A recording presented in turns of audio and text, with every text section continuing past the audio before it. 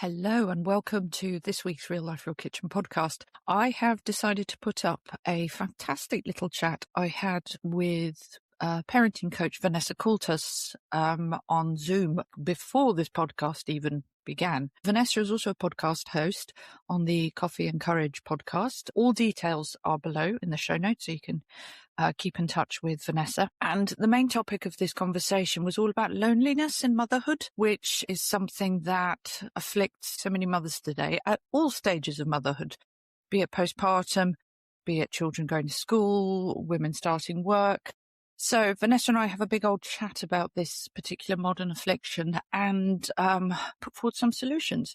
So I really hope you enjoy listening to this, and do like, share and subscribe. Let's get the word out to as many mums as possible, and do forward this on to any mum you think might benefit from this chat. Okay, enjoy. Now, for those who'll be watching the recording, this is the wonderful Vanessa Coultas, who is a parenting coach. Is that a fair description? Yeah.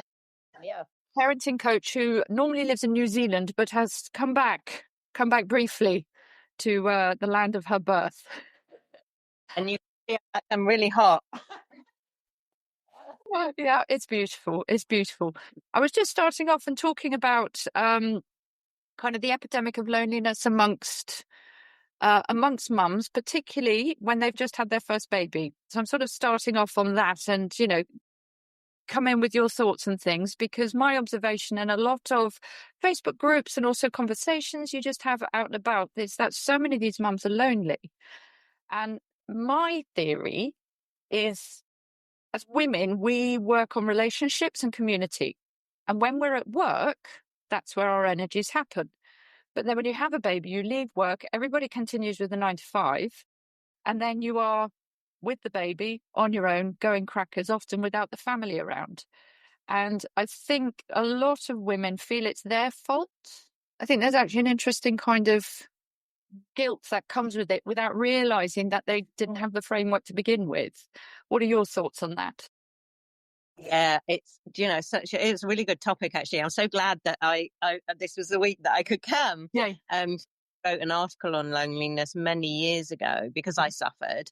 And so I looked into it quite a lot. But you're right, it's such a shift. So I've actually started, well, as you know, a podcast with another coach, and it's something we've looked at. It's like an identity shift. Mm-hmm. You have a baby and you're suddenly a different person in terms of, now you're a mum, or a mum and a working person, but whichever way, you have changed your identity, and there's a lot of other changes that have to go with that. And picked on one, it's the whole, how do we get that social and that connection, which is absolutely vital for us. And how do we get that, especially in the first months of when you've just had a baby and everything's very different and hazy, and so absolutely. Everything's very squishy, creepy and squishy, and it's all squirty and everything's just all a mess. It's hard. It's really hard.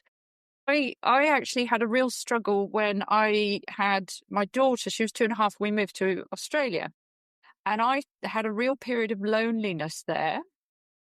And it was interesting. I remember listening to a podcast, I think it was on Radio 4 or something, where they were describing postnatal depression. And I went, I tick every box. Even though I've got a 2.5-year-old, I tick every box. And I thought, wow, what if postnatal depression? Yes, obviously there's going to be hormonal elements for some people. There's going to be trauma for other people. But what if a lot of the postnatal depression is actually there isn't that support network, and it's a deep, deep loneliness that's afflicting these poor women? It's got to be a huge part of it. Yeah. As you say, regardless of hormones and everything else, loneliness. I mean, I'm actually pleased that it's been highlighted from COVID about the detrimental effects of loneliness, with research saying it kills more than smoking does. Because we are, we're humans and we are social creatures. And I don't think we realize that, enough. I think because it's quite hard, like the older you get, you put it more on the too hard basket, making friends and connecting. It can be hard. So I think, and I've spoken to some mums. I remember one in particular in London. She just moved there, and she was struggling. I said, just go and meet people. They don't have to become your new best friend. No. Go find some mum groups, because it's kind of, you don't want your life to be all about baby, but a big part is. So that's your easiest target group. Go and find some mum groups, and at least you're getting out there. They're not necessarily, as I say, going to become your new best friends, but they're still people to talk to and share your experiences with, who can tell you you're not mad. No, every mum's feeling this. Squirtiness, perfectly normal. So Yeah. Everything, though, everything's perfectly normal. Maybe that's the point. Yeah. And like you said, putting pressure on ourselves, and a lot of it's coming from us, and then you start wondering, is it me? It's like, actually, you know what, everything that all of us is going through, yes, it might not be desirable, but it's all perfectly normal. Yeah. This has happened once or twice before. But but it is the profound loneliness that is really interesting. I want to also pick up on this going out and meeting other, going to mums groups and things like that. And again, in some of these, because that's been my sort of natural inclination to do, as well as like, off we go, come on, or to the playground. And I would meet mums in the playground, and I used to call them my playground pickups, because you'd often see the similar mums at the playground at the same time. So after school drop off or just before school pickup kind of things. And I remember there was one mum I knew, and she was actually a friend from before we had children. And she went back to work really quickly. It was like 6 months after her baby was born. In Australia, you get, I think, up to a year maternity leave. She went back to work after 6 months. And I remember talking to her about it. And at first she's like, oh, my career is really important. It's this, it's that. But then it became quite clear she was deeply, deeply lonely. And I said, you've got a playground just there. Did you not meet anyone? And she said, well, I'd go at 7 o'clock in the morning and nobody was there. So I'm going. So this poor lady, she'd been going to the playground, granted when it's a bit cooler in the day. But of course she wasn't meeting anyone, because nobody takes their children really to the playground at that time of the morning. So it's these kind of timing things. But later I was reflecting on, I thought, you know what? If she had been taking her little one to the local cafe or the local bakery at 7 o'clock in the morning, although you're not necessarily meeting other mums at the same level, it's the regularity. You become a regular. You get chatting with the people making the coffee. There are similar people who will be there at the same time. And it might even just be a case of kind of turning around and saying, you're just a wave, you see the same faces. And then you start the gentle conversations then. And you've got a baby. Everybody loves a baby, or most people love a baby. So that's also a really good entryway into it, if the kind of the prospect of a mum's group is too much. So, yeah. Have you got any other tips with your experiences of supporting the mums? Thinking it's hardest if you're an introvert. If you're someone who goes to the cafe and you don't talk to people, and like you say, having a baby is sometimes like having a dog. People come up to you, so you're reliant on the extroverts. But loneliness is really, it's that you don't need many people in your life. So it's not a numbers thing. It's about finding a few people to truly connect. So the connecting at a deeper level, not the surface level. Admittedly, it starts at the surface level. But also about, we're talking about our core needs here. A core need is a belonging. And even by going to the cafe regular, you do start a little belonging. It's like, it's my cafe that I go to with those people. I would, I'm trying to think what I wrote in my article on loneliness, because a lot of people don't understand it. And so talking to people, if you say you're lonely, a lot of people don't understand, because they will say, follow your hobbies, go and join a group, go and read a book. And it's not about that. It is about getting a deeper connection. You do have to play a numbers game. So don't get disheartened. Don't think, oh, well, I really like yoga, so I'll go to yoga, and then there'll be all these other people doing yoga, and then I'll feel connected and I'll have friends. It's not really going to work like that in the real world. No, it isn't. And I think it's also, I think as women as well, we sometimes take it as a personal affront Or again, there's the blame. Why are they not my friends? What's wrong with me? Yep. I mean, I've had sort of freeing conversations in the past year or so, actually, to be honest, to do with marketing and my website and the business, which was, you don't have to appeal to all the people. And if they're not your person, walk on by. It's okay. They'll find their people, and it makes space and energy for you to find your people. And I remember going, oh, yes. Well, I'll add on to that. If everybody likes you, then you're doing it wrong, and you're a people pleaser, and you're not being yourself. So you want not everybody to like you. Yeah. Yeah. Yourself. Yeah. Yeah. So yeah, it's absolutely okay if they are not your people. You only need 5 people. So there's a lot of people out there, just as you say, move on by. Bye. Yeah. Yeah. Wish them well. And 5 people, let's work that out. That's kind of a coffee every day. That's enough of variety of conversations from Monday to Friday when everybody else is at work for you to not be going crackers. And well, I actually set it up. So I moved to a new place. It was about 8 years ago. And that's when that's when I was, in the depths of my loneliness. I was like, right, we have to fix this. So I set it up. I worked out what I needed. I set myself a target to book in, say, I can't remember the numbers, so I'll make it up a little bit, 3 one-on-ones per week. Then I had to allow for cancellations because life cancel. So from that point of view, you're better off arranging as well some group activities. I joined a book club and things like that. Because then it's not going to get cancelled on you. So then I put in 3 group things per week. And you work on a monthly basis so that you don't have to kind of make the same friend meet you every Tuesday. Have a different, have a few different ones, and they can be very tenuous connections to start. When you're starting it, I was always almost making it up because I didn't have the people. But by doing that, you're getting that kind of initial opportunity for connection, and you start building it up from there. So I literally set it up. It was a numbers thing. I need to book in, and weekends were my worst.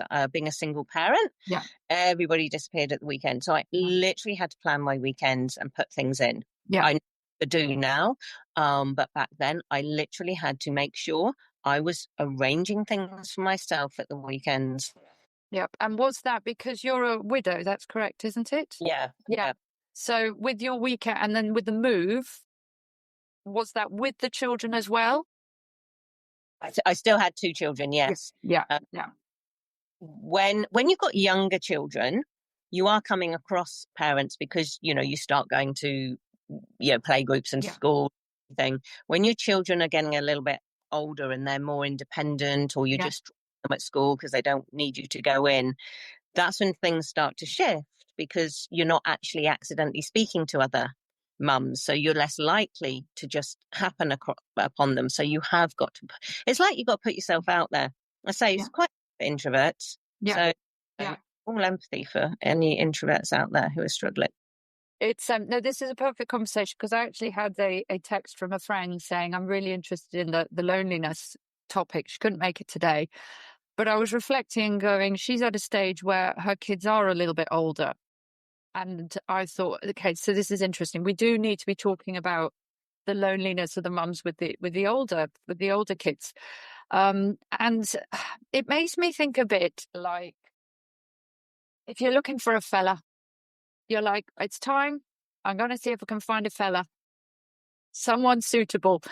And you do get out there. You do need to make that effort. You do need to, just go to the groups and all of this. I remember my mother saying when she moved from her original town to a bigger city in the country she came from, it was like, I'm going to volleyball. I don't like volleyball, but I shall go to volleyball. I'm going to go to whatever sport it was. I don't like it, but I'm going to go. And she just tried everything until she found a couple, that handful of people. She was working as well. So she found a couple of kindred spirits at work and then spread out into her weekends and social life there. But for the introverts, it's still something that because I have that inclination myself to kind of go into hermit mode, it is something we have to work on. I remember hearing an interview with a lady who, she's a homeschooler. She's got 7 children over in Canada.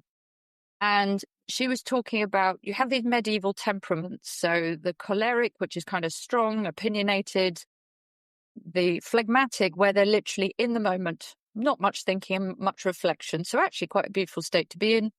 The sanguine, who are like extrovert, the people are here, amazing.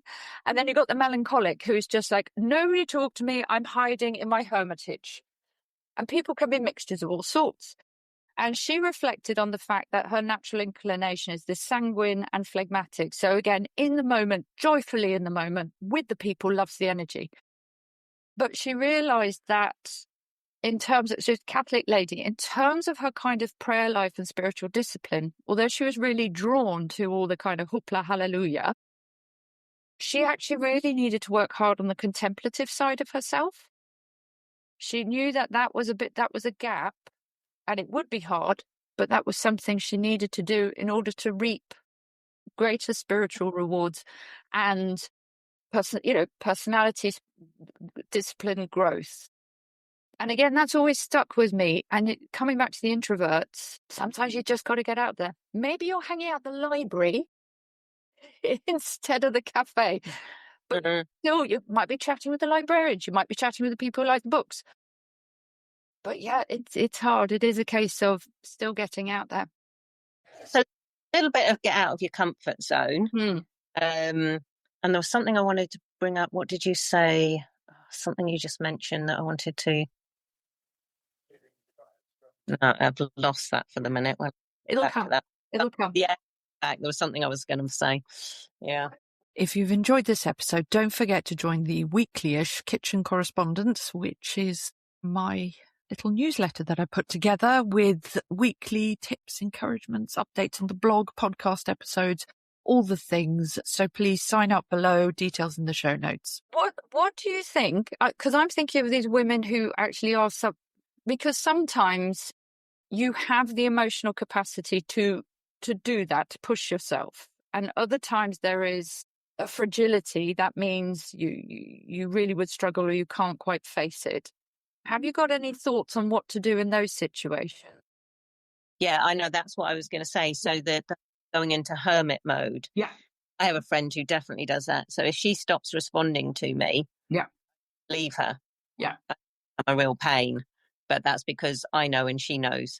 But I was definitely a hermit. And you're then your own worst enemy. So maybe you've got to catch yourself in advance. So if you've already in hermit mode, you've missed this, but next time, start to notice when you're retreating and closing. Yeah. Maybe have some go-tos, maybe have a list that when you're in that, some ones that are easy. Like, I think the cafe can be an easy one. It's not, as I say, it's not a full-on connecting, but it's keeping you out there, but you're still safe because you don't have to really communicate with people, but you might have the thing. Because once you start retreating, then you're isolating yourself, and it's the isolation that's the problem. Yeah. And that's actually the big tip, isn't it? There's that solitude, fine, and then the loneliness, and then the isolation. And that's when there's real struggle for the mum, and then obviously has impacts on the children as well. And absolutely. Yeah. And I'm just thinking, maybe now in this day and age with video calls, you can still be kind of a little bit hermited at home and do a video call with someone. That might be something you can put in place. Like, do you have a distant friend who, when you start to retreat, maybe even lock it in as a monthly call and don't allow you to cancel because you're feeling a bit low. Yeah. And then the other thing, people you can be real with. You don't, because you don't want to phone that friend because you're not in that bubbly mode, and they might see you and think you're judging yourself here. I get it. They might think that you're very miserable and depressed, and that's how they'll think you are. But if you've preempt it and put it in place, and that you're a friend, that you're okay to actually say, be real and say, we're struggling right now. People love it. And also, they really do. And I think this is another thing, because of society today. It's like, I can do this. I am strong on my own. Yes. But actually, yeah, people do want to help. People do sometimes it's the help they want to give, not necessarily the help you need, but people do want to help. And I think actually this point about having like a Zoom conversation or a video call, that's really good, because if you are geographically separate from old friends, family, you can have that instant connection straight away. You don't have to muck about with the small talk. It's just straight in there, and yes, the small talk, the smiling sweetly and all of that. But yes, you can leap straight in, which is just fantastic. Well, now you brought up another really good point. A lot of people don't understand small talk. So they say, I hate small talk. So they don't like networking or whatever. Look, everybody hates small talk. But once you understand what it's about, you actually can do it pretty quickly and not. So small talk, really what it's about is finding a connection. And what we do is we start really broad. So in England, we always talk about the weather. Yes. Great. Everybody understands the weather. But don't stay on the weather. Move quickly and find connections. That's all the small talk is about, is to find connections. Because if you talk enough, you'll always find a connection with someone. But we don't like the small talk. So we need to chunk through it really, really quickly. Start the weather. It's like I started taking my dog to the dog park. I hated it. They all just want to talk about dogs. I'm like, let's say hello, let's a dog's name, and then move on. Yeah. They're stuck on dog talk, so I don't go anymore. So you can help yourself here, and you can practice this. Yeah. The weather, and then chunk really quickly. And it might be, where are you from? Yeah. Start to find, or you talk about, I don't know, a hobby of yours. Oh, I'm playing tennis later. If they don't pick up on that, not a sporty person. Yeah. Talk about the latest book you read or some music you listen to, but literally do it as quickly as you can, because nobody wants to endure the small talk. No. And it's so true. It's so true. It's that, I hadn't even realized I was doing that. It's that points of connection quickly. Yeah. With me, one of the things I often do is, and it's wonderfully shallow, but everybody loves it. It's like, that dress you're wearing is stunning. Where did you get that lipstick from? Your daughter looks beautiful. Where is the dress from? Yeah. And that begins, because people immediately feel lifted. Don't say if they look awful, because that's just being disingenuous. Yes. But genuinely, you're like, this person has made a beautiful effort. The colour looks lovely. You're looking for the positive, and you start. Often talking about, and this is an interesting one, I find. I will talk to people about, what do you do? I put on my Queen's voice, what do you do? And then they start talking about the jobs, or what did you do before the babies? And that's often a way of kind of making connections, actually, because you can sort of, so you do this, you work for this company. What do you do in that company? What is it that you bring it down and down and down? Yeah. But often the asking of questions opens people up. So you have touched on a very important point, and this is what I do with life coaching. It's all about being curious and asking questions. Yeah. And even if you think you're not interested, by becoming curious and asking the curious questions, you get answers that you would never have thought of. Yeah. And people like talking about themselves. So if you ask them questions and they get to talk about themselves, they'll think you are the best person ever. Yeah. They'll go, we had such a lovely conversation. And you're like, I didn't say anything. But it really does soften it. And then next time you meet, there's a smile, it's an easier opening, and then it starts to open up, which is really wonderful. The being curious, the phrase I always have is that everybody has a story. Everybody has a story. And it's just a case of, just asking the questions. Just asking the questions. Yeah, if you go to everybody thinking this person has lots of stories, to be honest, and it's kind of your job is to tease out one of them, or make them just be open enough that they want to share their story. Yeah. And you learn new things, and then you become more curious when people say, they go, oh, I did such and such, and like, really, I've never done that. What's that like? Yeah. The one thing I have come across, and I remember I've spoken to a couple of people in the civil service, and I said, oh, so work in the civil service. Which department? Cabinet office. What do you do in the cabinet office? Things that are very important to the cabinet office. Like, what are you doing? And it is me just asking the question. And it's quite clear they're doing some rather secretive specialist things for the cabinet office. And that shuts down quickly. So you move on back to the weather. You're like, okay, I've been a bit too specific here. Let's go weather. Let's go weather again, and holidays. It's holidays are a good one. Now, I've got a question. So this is a really interesting, I suppose, pain point that mothers only discover once they have their babies, or even maybe with their first babies, they've had, the antenatal classes, they've had a group that they could see regularly, but then people go back to work and then they have another baby and that group isn't there anymore. And there's a real sort of loneliness there. How do we let people know that they've got to... just thinking, for first-time mums, for example, to say you need to work on creating that community around you because you will be lonely. I don't know, because it's not until you're in it that you realise it's a real thing. There's almost this, well, of course, I've got my friends here. Everybody will be there, without realising that was kind of mum life, which is whatever time in the morning till whatever, and then shifts in the middle of the night, to work life. How do we... I don't know. How can we help? Can we even help? Or is it a case of you've got to walk through it? It's interesting. My sister-in-law, I'm staying with my brother at the minute. My sister-in-law is a midwife.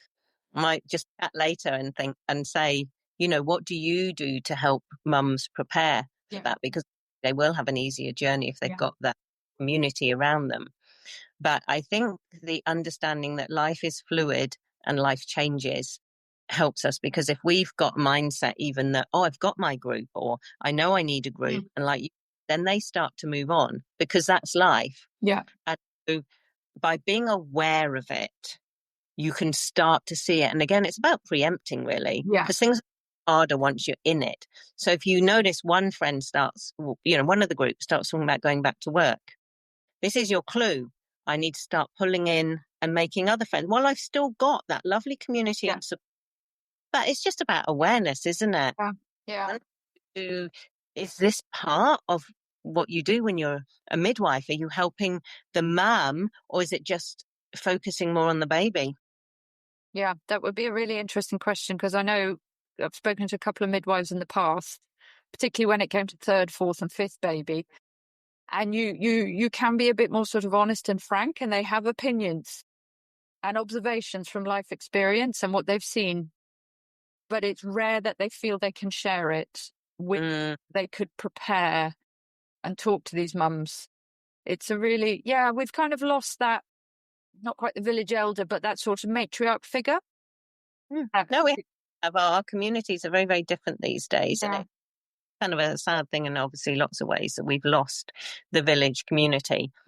It's not to say we can't do it. It's just not ready made for us anymore. No. Put the effort in now. Yeah, we do. It's harder work on top of everything else. So easier in some ways, because you couldn't pick back then. You were in the village, you had all your family around you. Might not want some of them around you, especially mums and mums-in-laws, as a lot of the people that are listening know. Yes. Are not people we want around, because they know what they just interfering, I think. No, this is true. So it's sixes and sevens, isn't it? So no, it's true. It's true. We live in very interesting times. And I suppose for any of the mums who'll be listening to this as well, I suppose what I would encourage is actually those mums to start looking on the school playground, or when you're out and walking and you're kind of seeing a regular mum or a lady with a small baby or something, that you kind of make that effort to go over and say, you're doing, this is beautiful, this is great. I was actually at we were at a National Trust property recently, and there was a lady who had twins, and they were at the just starting to walk stage. They might die at any moment stage. And this poor lady was going, David, and then Daniel, and then David, and they were getting split like this. And I was looking at her, I'm thinking, you're amazing. You're amazing. I struggled to do that with one child, and you've got the two. It's incredible. And I went up and I just said, this is, you have no idea how brilliant you are. And she said, these are my first. I know no different. And I said, when you have more, they're going to be a walk in the park. Yeah. They really will. So yes, I suppose to ask the mums to kind of actively keep their eyes peeled as well, and encourage and talk to and invite. I wonder as well, as British people, we are quite reticent to invite. And I've got friends from all over the continent, and they go, "You English people, you do not invite people over. You do not have spontaneous parties and things." And I think that's an interesting cultural element to it as well. And also a social thing that we don't want to hear no. We don't want to be turned down. Yeah. It takes a lot of bravery to say, like I remember meeting somebody once, and I now can't remember whether it was me or her, but one of us very quickly said, should we exchange numbers? Do you want to meet for a coffee or whatever? Now, they can say no. That's okay. Back to what you were saying earlier. It's okay to say no, but if you don't ask, you won't ever find out. Yeah. Ask, and they might give you their number, and they might never respond to you. That's fine, but you put it there. And times you do that, you more yeses you're going to get. Yeah, very true indeed. Very true indeed. So, okay, Vanessa, have you got any final thoughts, observations on this rather big topic of loneliness? No, I think I would just reiterate what you said earlier, Zoe, that it's normal, it's real, but we need to suffer. And small steps, really. Just start doing small steps to, put yourself through it. Yeah. Yeah, very true. Vanessa, this has been a delight. Thank you for joining Mum Chat. It was no longer Mum Musings, it was proper Mum Chat. Hooray! It was so lovely, Zoe.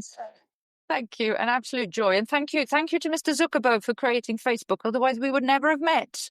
So he has brought something wonderful into the world. There we go. So, all right, bless you. Thank you. I'll put this up in the Facebook group, and I'll put the link to your website underneath so that more people can check that out as well. So, bless. It's been a joy. So, yes. Enjoy the rest of your holiday in Wales, and I'll send you a massage here. I'll be in touch. Okay. God bless. Bye. Love the podcast and want to help keep the kettle on? You can support the show. Think of it like buying me a cup of tea or helping cover the cost of the biscuits. You'll find the link in the show notes. Thank you for keeping this kitchen conversation going.